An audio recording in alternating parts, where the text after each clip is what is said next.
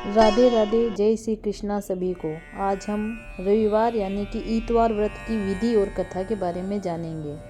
यह व्रत सभी मनोकामनाओं की पूर्ति करने वाला है, मान सम्मान में वृद्धि तथा शत्रुक्षय करने वाला है। प्रातःकाल स्नान आदि से निवृत्त हो स्वच्छ वस्त्र धारण करें, पवित्र स्थान को लीपकर सूर्य देव की पूजा करें, शांत चित्त होकर परमात्मा का स्मरण करें। भोजन एक समय ही करें, तेल व नमक युक्त भोजन ग्रहण न करें। भोजन तथा फलाहार सूर्य अस्त होने से पहले ही कर लेना चाहिए। यदि भोजन करने से पहले सूर्य छिप जाए तो दूसरे दिन सूर्य के उदय हो जाने पर अर्घ्य देने के बाद ही भोजन करें। व्रत के अंत में कथा सुननी चाहिए। रविवार यानी कि इतवार व्रत की कथा। एक बुढ़िया थी, वह प्रत्येक रविवार को सवेरे गोबर से घर लीपकर स्नान आदि कर भगवान की पूजा करती, फिर भोजन तैयार कर भगवान को भोग लगाकर स्वयं भोजन करती थी। श्री हरि की कृपा से उसका घर सभी प्रकार के सुख एवं धन्य धान्य से पूर्ण था। किसी प्रकार का विघ्न या दुख नहीं था, सब प्रकार से घर में आनंद रहता था। उसकी एक पड़ोसन थी जिसकी गौ का गोबर वह बुढ़िया रोज लाया करती थी। उस बुढ़िया की संपन्नता से जलने लगी।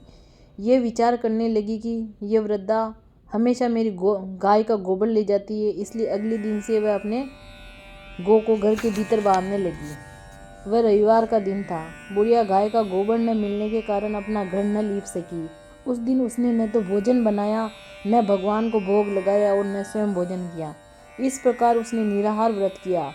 रात्रि हो गई, वह भूखी सो गई। रात्रि में भगवान ने उसे स्वप्न में दर्शन दिए और भोजन न बनाने तथा भोग न लगाने का कारण पूछा। वृद्धा ने कहा, उसे गोबर नहीं मिला, इस कारण वह आपका भोग न लगा सकी। तब भगवान ने कहा, हे माता, हम तुमको ऐसी गौ देते हैं जो सभी इच्छाएं पूर्ण करती है, क्योंकि तुम हमेशा रविवार को पूरा घर गौ के गोबर से लीप कर भोजन बनाकर मेरा भोग लगाकर ही स्वयं भोजन करती हो। इससे मैं बहुत प्रसन्न हूँ।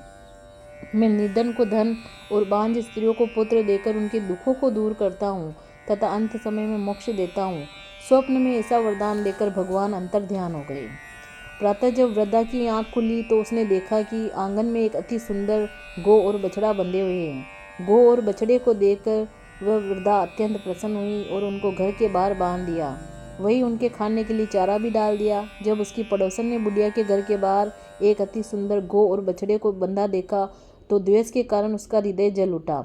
जब उसने देखा कि गौ ने सोने का गोबर किया है तो वह चोरी से उस गौ का गोबर उठाकर ले गई और अपनी गौ का गोबर उसकी जगह पर रख गई। वह प्रतिदिन ऐसा करती। सीधी सादी बुढ़िया को उसकी इस चालाकी की खबर न हुई। सर्वव्यापी ईश्वर ने सोचा कि चालाक पड़ोसन के कर्म से बुढ़िया ठगी जा रही है।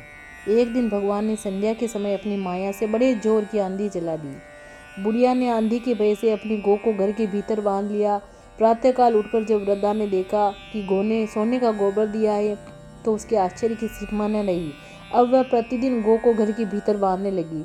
पड़ोसन ने देखा कि बुढ़िया गऊ को घर के भीतर बांधने लगी है और उसका सोने का गोबर उठाने का दाव नहीं चलता, तो वह ईर्ष्या से डाह से जल उठी। अन्य कोई उपाय न देख पड़ोसन ने उस देश के राजा की सभा में जाकर शिकायत की कि महाराज, मेरे पड़ोस में एक वृद्धा के पास गाय है जो नित्य सोने का गोबर देती है।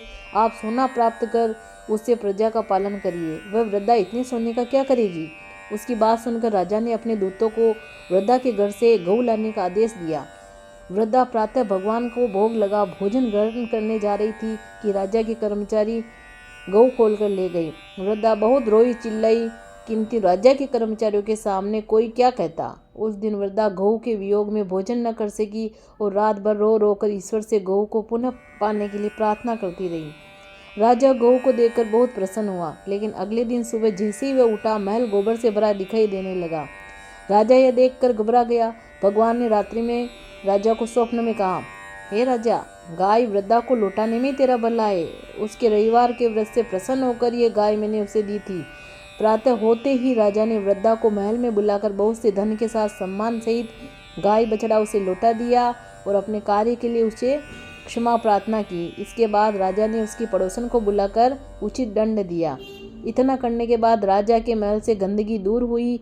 उस दिन से राजा ने नगरवासियों को आदेश दिया कि राज्य की समृद्धि तथा अपनी समस्त मनोकामनाओं की पूर्ति के लिए रविवार का व्रत करें। व्रत करने से नगर के लोग सुखी जीवन व्यतीत करने लगे। अब कोई बीमारी तथा प्रकृति का प्रकोप उस नगर पर नहीं होता था। सारी प्रजा सुख से रहने लगी। जय श्री कृष्ण।